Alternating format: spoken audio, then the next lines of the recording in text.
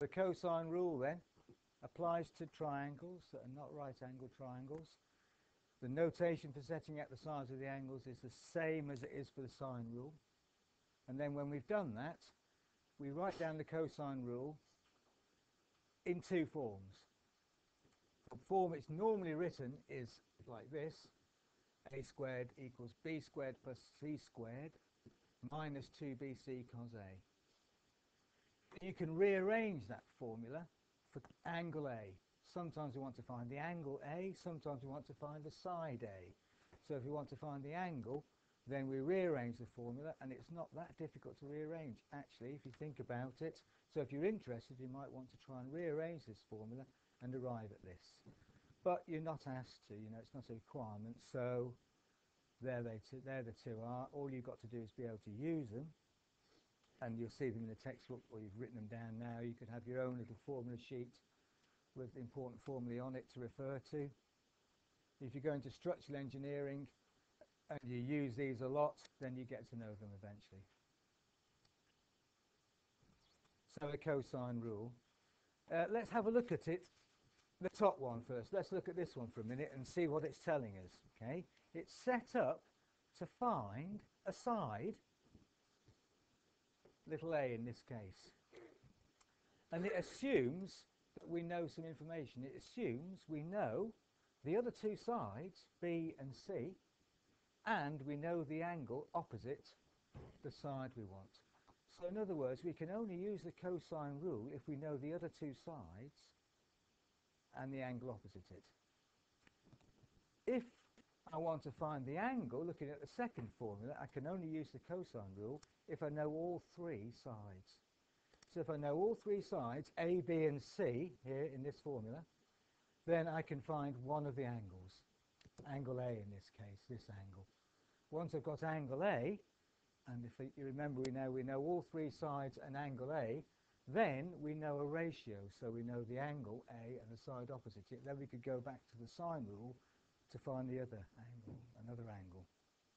So quite often we use the cosine rule once if we don't know a ratio, and then once we've done it once, then we do know a ratio, and we can then use the sine rule because it's probably a little bit easier to use. So that's the sort of triangle we would use the cosine rule in. Let's look at an example now of the use of this cosine rule. So if we sketch out a triangle, so here's a triangle we've got to try and solve. Solve the triangle means find the missing side and the other two angles. So first thing I would ask myself is it a right angle triangle? In which case it's quite straightforward. No, in this case it's not, or we're certainly not told it's a right angle. So can I use a sine rule? That means I need a ratio. Answer no. I know this angle, but I don't know the side opposite it, so I haven't got a ratio.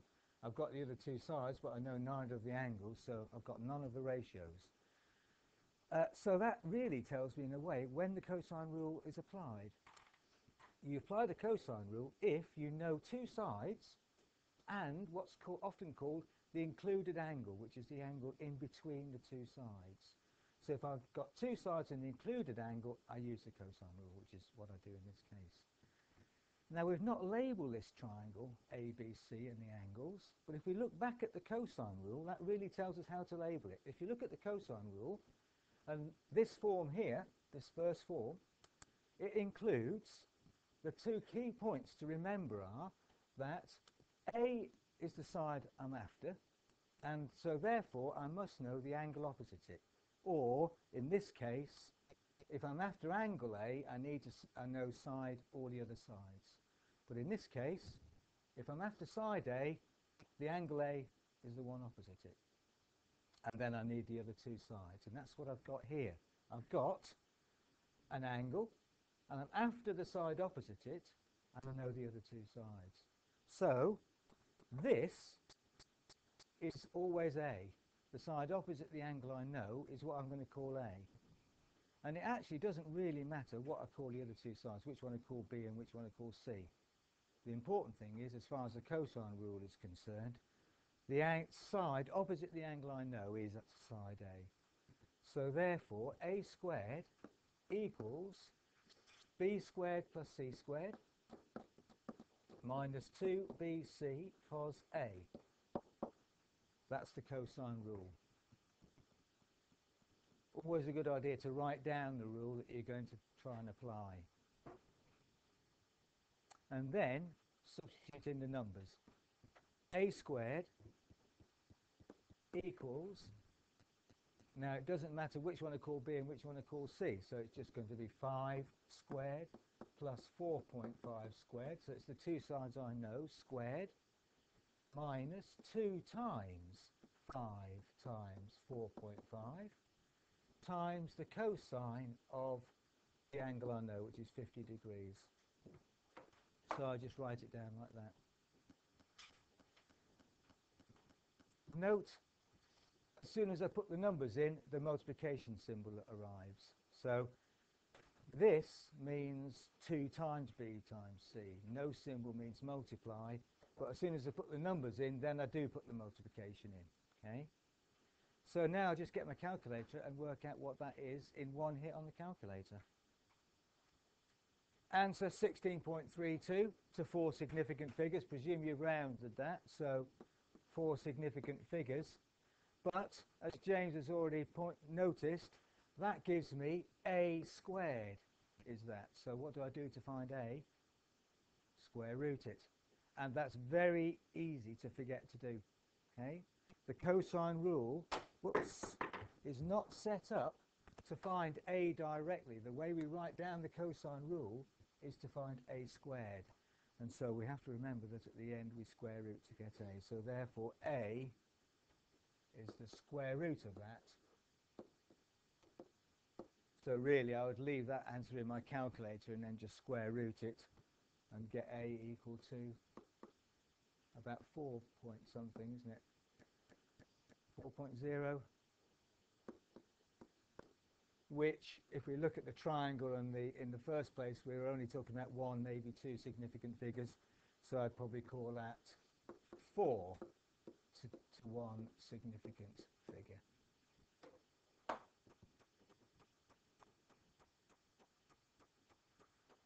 And then once I'd got A, then I could now use the sine rule to find one of the other angles.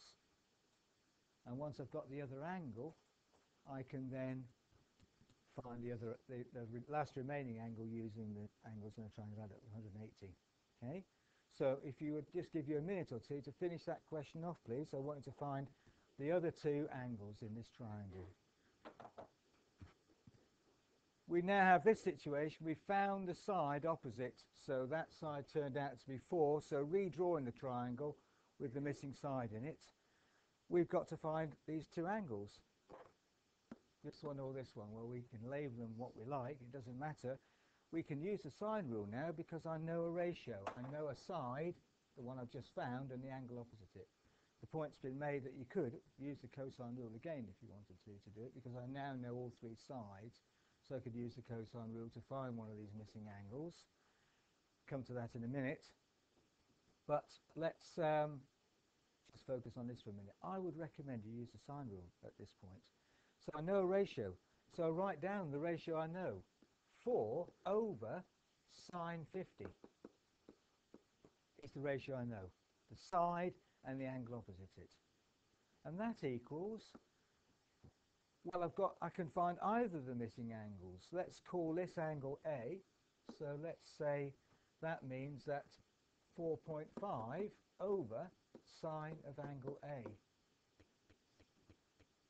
So the other ratio is going to be 4.5, which is one of the sides I know, the other 2 sides, over the sine of the angle opposite that. So I can use the sine rule to find that angle. I could just as easily use this side and that angle and found that one. Doesn't matter. Do you remember us saying last week that these ratios could be written either way up? This is the way you see them written in textbooks. But if I'm after the angle, which I'm after, and that's underneath, invert both of these ratios. So I would probably have done that at the start, actually. So instead of writing the ratio that way up, I could just as easily have written it sine 50 over 4 equals sine A over 4.5. And now what I'm after is at the top. Yeah, happy with that? And now, like any equation or formula, if I want to get the sine of A on its own, multiply both sides by 4.5.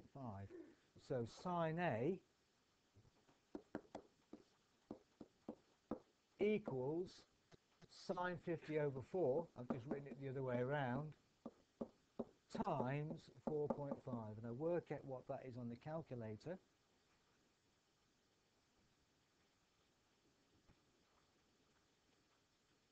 And A, so sine A equals whatever that turns out to be. So sine of A is 0.831, but we're after the angle. So remember, if we know the sine of A is 0.831, then the angle A is the inverse sine, which is shift sine on the calculator, and that tells me the angle whose sine is 0.831. So inverse sine of the answer, you could just leave that in the calculator, inverse sine it, and I get angle A is 56.2 something, so call it 56 degrees to 2 significant figures, or to the nearest degree. And then once I've got that angle, then obviously I can use the angles in a triangle, add up to 180 to get the final angle. Here's another example. A triangle where I know all 3 sides. In this triangle, we know all sides, we don't know any of the angles. So we obviously can't use the sine rule because we don't know ratio, we don't know any of the angles. So we use the cosine rule. And we can use it to find any of the angles. So what we do is, we just make sure we know which one we're going to find. So let's say we're going to start off by finding this side, this angle here. So that's what the one I'm in the formula going to call angle A, which means this one must be A. And then I just need the others of B and C, and it doesn't matter which order they are in, B and C. The important thing is that if I decide, and it's up to you which one you decide to find, I'm going to call that A, therefore the side opposite is A. And then we write down the cosine rule, but this time to find the angle. And that's the inverse cos, as we wrote down on the previous slide, of B squared plus C squared minus A squared all over 2BC. So write down the cosine rule. Now let's look at it. What it's telling me is that angle A is the angle whose cosine is. That's what this means, the angle whose cosine is. So on the calculator, I'm going to hit shift cosine, it'll be cos to the minus 1, and it'll open the bracket for me. And then I'm going to use the fraction button, so I've got the top and bottom on the fraction button. And if we look at these sides that I put in, the only thing I've got to remember is that I'm adding up the other 2 sides and subtracting the side opposite it squared. So the side opposite the angle is always going to be this one. So that's the 5.3. So it's going to be 4.8 squared plus 6.2 squared minus 5.3 squared all over 2 times 4.8 times 6.2. And then I just put it into a calculator and work it out.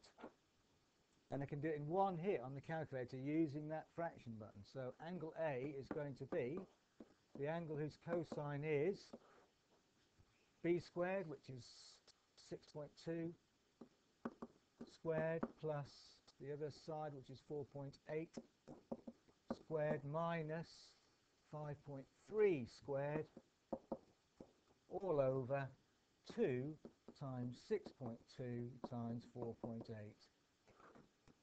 Put that into the calculator and see what you get. So look at page 226, exercise 99. It asks you to find the areas. I mean, you can, if you want to, as a little extension activity. There are the form at the beginning of the chapter to find the areas, but not requirement for this particular unit. So don't worry about finding the areas in these questions, but find the missing sides and angles using either the sine rule or the cosine rule. So it could involve either of the rules, you've got to decide which rule to use. Okay? The answers are here, so you'll know whether you've got them right or not in the square brackets. So the first one, for example, you're told two sides and an angle P. So I would first of all draw out the triangle. Angle P, Q and R is the way it's labelled. So this must be side little q, this must be side little r, and this must be side little p. And I'm told that angle P is 54, side q is 12, and side r is 16. So draw it out, and then you can see which rule you're going to use. And if we look at this example, we can see for straight off that we don't know a ratio, so it must be the cosine rule. Okay? So have a go at these questions, please. You've got about 20 minutes, quarter of an hour, 20 minutes.